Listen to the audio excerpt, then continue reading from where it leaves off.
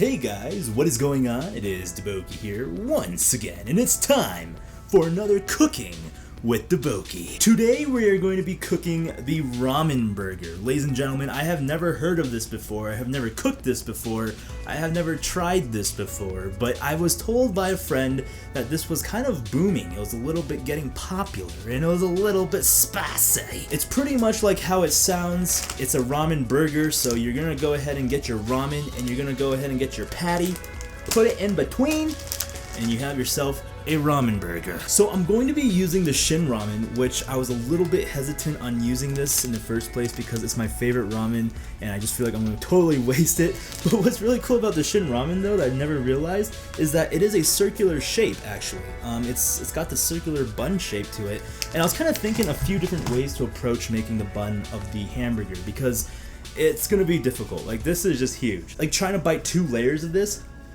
I mean, this is a really big bun itself, and I'm not going to be boiling it if I just do it that way. So I'm deciding that I want to boil this actually. I'm going to boil this and kind of just get it nice and soft. We're going to boil it a little bit less just to make sure that it doesn't get overcooked, because I'm going to fry it again initially later on at the end to kind of mold it into a bun shape. Next, I'm going to go ahead and marinate the meat, I think. And I'm going to marinate the meat with the Shin ramen sauce packets. I wasn't even going to use these sauce packets, but then I realized, what am I going to be using these for in the future? So I decided to go ahead and marinate the meat with it. I'm going to give it a nice little spicy flavor. Going to keep true to that Shin ramen flavor, so it's going to be like a Shin ramen burger almost.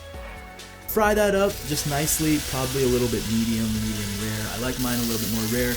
I don't know what I was thinking. I cannot cook a medium rare burger. This thing is like burnt. It's just ground beef.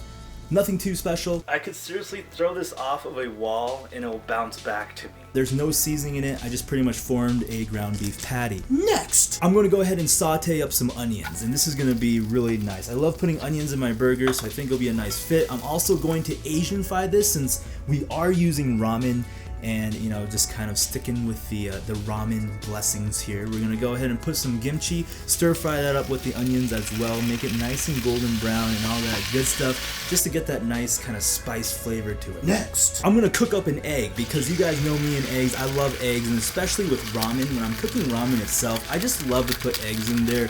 I mean, eggs and ramen go together pretty much like avocados and elephants. You cannot separate the two. They're just so delicious together. Gonna cook it probably over medium. A little bit more harder of the yolk on the inside. I don't want it to be too runny because I feel like I'm going to struggle with the bun itself already.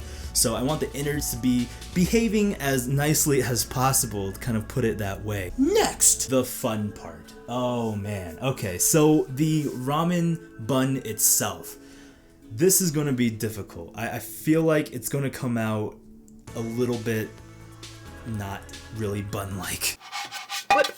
No! So my idea is to use a bowl, and I'm going to use the bowl to kind of shape the ramen into a bun shape. Because it's kind of circular, I thought it would kind of go well with the patty itself. And you know, it's just I'm kind of worried about this part. This is the part that I'm worried about the most. I don't know what past David was thinking, but this is so difficult.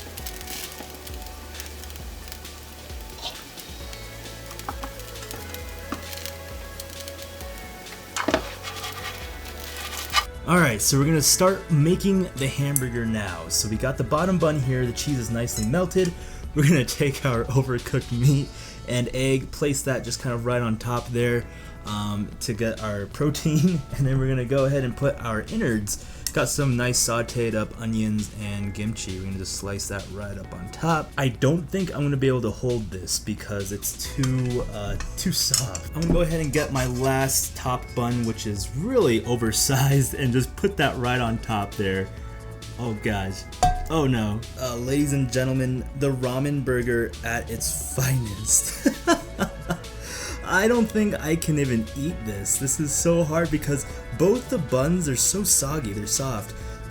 So they're definitely not cooked properly because they're just falling apart, and it's a very messy, sloppy burger. I don't know if I can even grasp this. I might have to eat this with a fork and knife or chopsticks. This was super hard to cook. I don't know. I don't think I was doing it right, but let's go ahead and try it because, you know, why not, right? It's It's the Ramen Burger. I'm gonna try to hold it. I'm gonna see if I can even hold this thing. It's the Ramen Burger! Oh my gosh, I'm actually happy that I can hold this in my hand.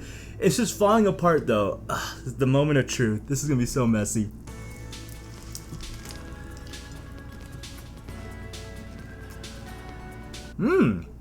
Wait a second. Wow.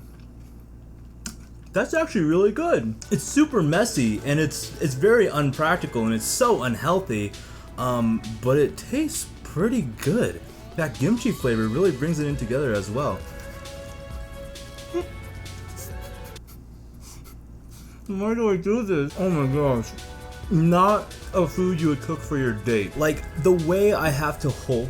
Oh goodness, I'm so glad I'm wearing an apron. The way I have to hold this is with two hands. I can't even put this thing down. Alright, I'm going in for another bite. Let's try this.